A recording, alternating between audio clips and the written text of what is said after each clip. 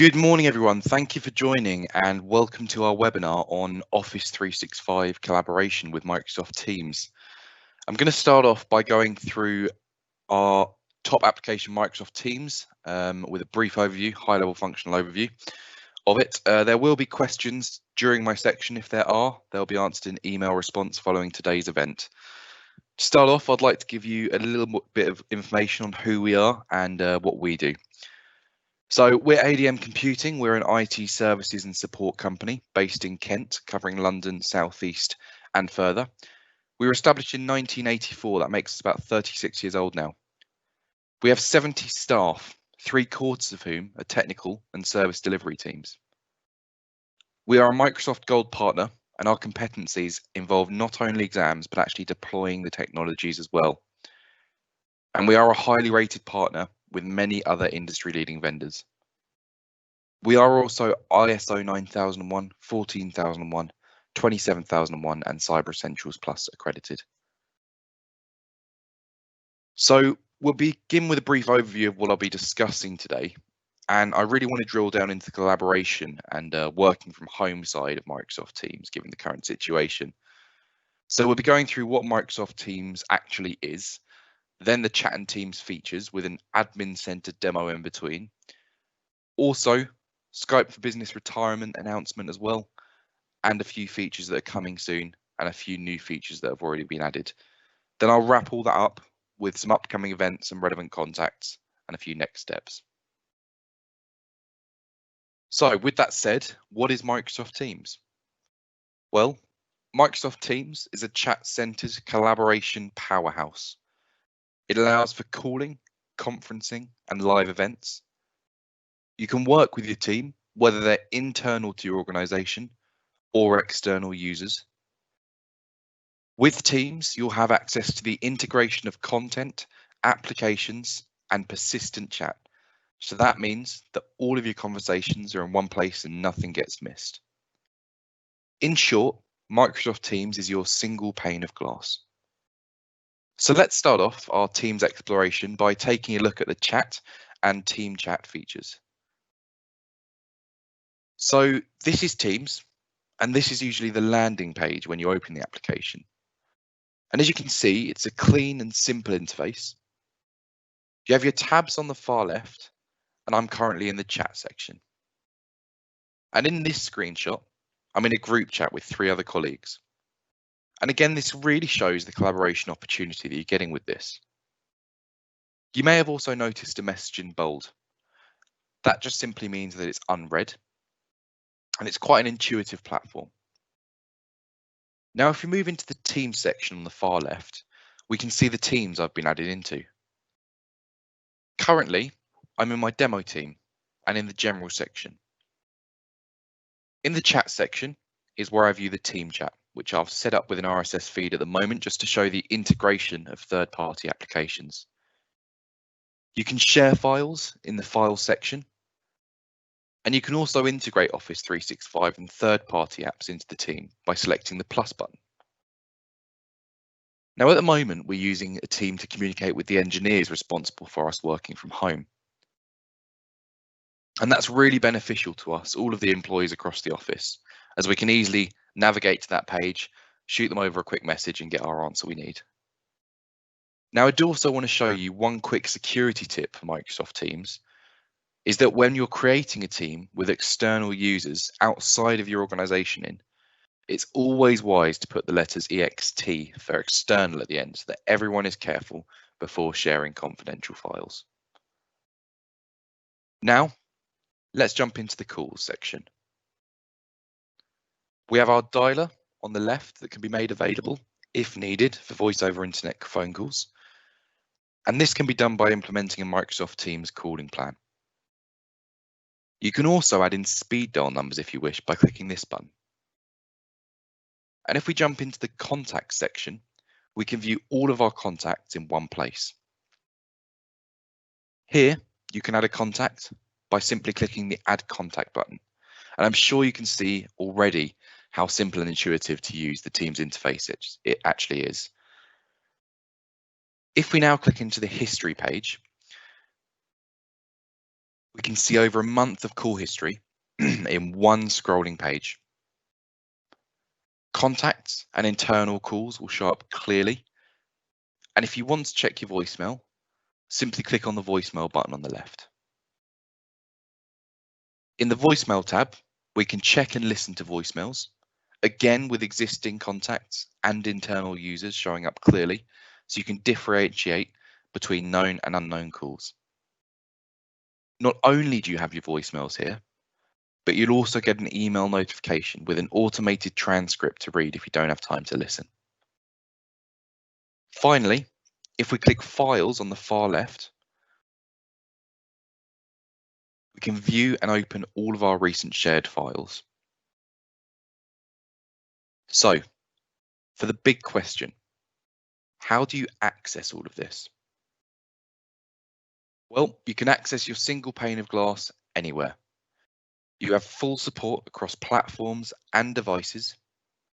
Teams is currently available on Windows, Android, and iOS, so you don't have a lack of options here. Most importantly, with Teams and the whole Office 365 suite, is that you can ensure you're secure while using it. And on this note, I would like to give you a brief functional overview of the admin side of Teams. Now, a quick note, I won't dive too much into the technical side of things, as I am aware we have a variety of viewers watching, but administrators will know how this can support them with their daily duties. So this is a Teams Admin Center demonstration for a company called Contoso Electronics. This is the standard company that Microsoft uses for all demonstration products. And this is our homepage. This is the dashboard of Microsoft Teams Admin Center. We can see over in the right here, we have a quick view user search. We can search all of our users within our organization there. We also have activity and usage graphs. Obviously, this is just an example, so there isn't any usage data in here at the moment. If we navigate over to the left and go into the Teams section, we can manage our teams. And if we click into one of these teams, we can see that this brings us all of the members and their information. It also brings us the channels and the settings for this individual sales and marketing team. If we click into one of the users on here, we can see all of his information displayed in one nice screen. You can see that he's a marketing assistant. You can see where he's based with his phone number and email contact. And you can also view his 7-day activity and quality. You can also set settings for him individually and policies for him. And you can check his call history here. Now, if we go into devices on the left, we can see a summary of the IP phones connected through Teams. Quickly bring that up. So at the moment, obviously, being an example, there isn't any on here, but you'd see a list of all your IP phones connected through this little page. If we go into users, as we saw before, we have a more in-depth view of these users connected to your organization's teams. So again, this is a similar sort of thing to what we saw in the Manage Teams page, but I can scroll through at a glance and check all of my users in my organization, and I can simply click on one from here to view all of their information. In the Meetings tab on the left, you have your various conferencing and meeting settings, along with policies for live events. You also have messaging policies. Now, this is quite an important one as it lets you determine how Teams runs in your organization. So if we go into our policy here and we scroll over here, we can see, do you want to enable the fun stuff like GIFs, memes, and stickers? And if so, how strict do you want the content of those to be? For example, with the GIFs rating, I might want it to only be, I might want it to have no restriction for quite a relaxed organization, or I might want it to be very strict. We just click save and it saves that policy and it will update it.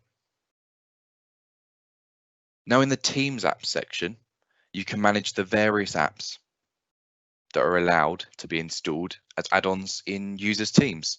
For example, I may not want them to be able to download something like this Achievers app, and we can just turn that to disabled here.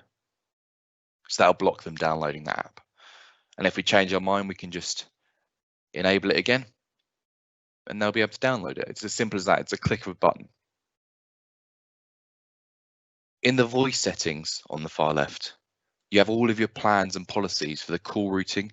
Policy packages will help you to customize and apply a set of policies to a certain group of users. We also have our analytics and reporting. And if I go into the usage reports, you can view reports for a specific date range.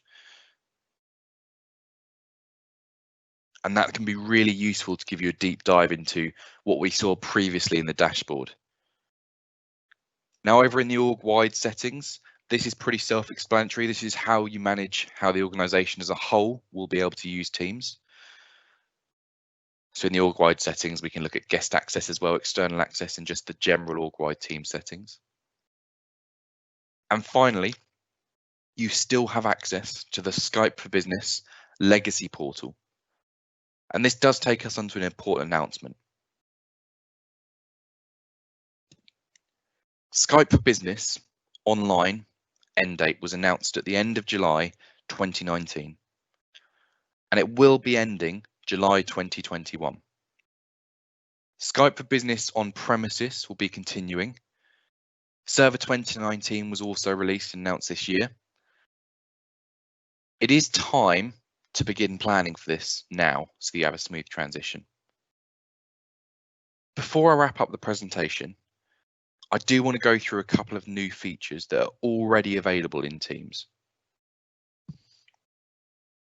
You're now able to use a custom background that will backdrop you with a professional environment suited to the person or people you're speaking to. You also have hand raising. That means no more talking over each other in the daily meetings. You can raise your hand with the click of a button and notify everyone in the group that you have something to say. There are now more messaging extensions than ever on Teams available to use to streamline your work and make everything that little bit more efficient. Multi-window chat means that you can pop out a chat or team chat without the other distractions in the main application and talk to that person who you intend to. Let's also now talk about a couple of exciting new features coming soon to Microsoft Teams. You can view all of these on the Microsoft 365 roadmap online just by Googling Microsoft 365 roadmap, and you can filter down to the teams. So we have inline message translation that will ensure that every worker in the team has a voice and facilitate global collaboration. With a simple click, people who speak different languages can fluidly communicate with one another by translating posts in the channels and chat. And that feature will soon be available on both iOS and Android. You'll also be able to remotely update the settings for any Teams Room device. So you can inspect the health status of the device as well as peripherals like camera and microphone, or you can also troubleshoot the issue. Users will soon have the ability to search for content in a specific channel or chat by pressing Ctrl F, and search results will only contain messages and files found in the selected chat or channel. You can also keep important information easily accessible and at the top of your mind with Microsoft Teams, as users will soon be able to pin any message in a channel to the channel information pane for all members of that channel to see. And that's just a couple of features that are coming soon to Microsoft Teams. There's loads and loads in development. And another feature that's already been added is the multi-window video conferencing. So we have now, I believe, up to 9 people in one window at once, and they're expanding that. I know that in Teams for Education, they're expanding up to 49 in one window at once. So it's really shaping up to the competitors like Zoom. So lots is coming soon, and a lot that's already available to use. And I hope this has demonstrated just how powerful Microsoft Teams can be.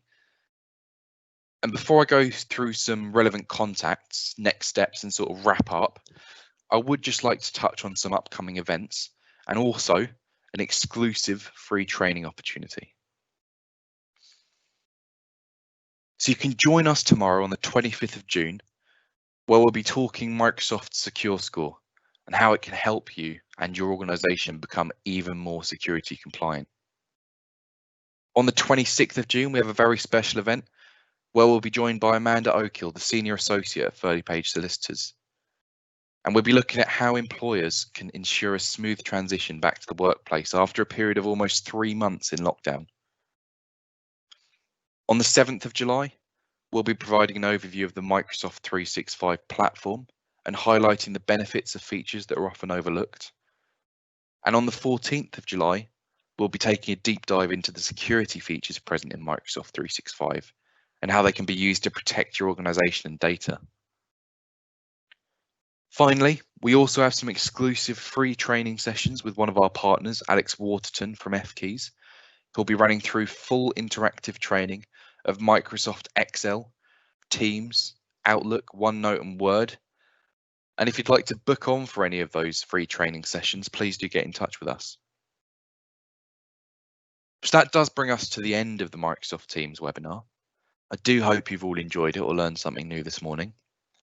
If you would like to book on for any of the events I mentioned, please do give me a ring on my direct dial number on screen, or also drop me an email. Feel free to also drop me an email about any feedback you have and what you'd like to see next. If you'd like any advice or training in the forms of Teams knowledge shares that we also do, if you'd like any support or would like to get Teams in your organization, please don't hesitate to get in touch with one of our brilliant account managers who'll take you through the necessary information and criteria. You can reach them both on the number or email on screen. One last thing to note is that there will be a recording of this event posted in the very near future on our ADM Computing YouTube channel, which will be sent to you in a follow-up email following this event. So everyone, thank you once again to everyone who tuned in today, and I'm sure I'll see you all again soon. Thank you. I'll leave the contact information up on screen for a little while just so you can take any notes.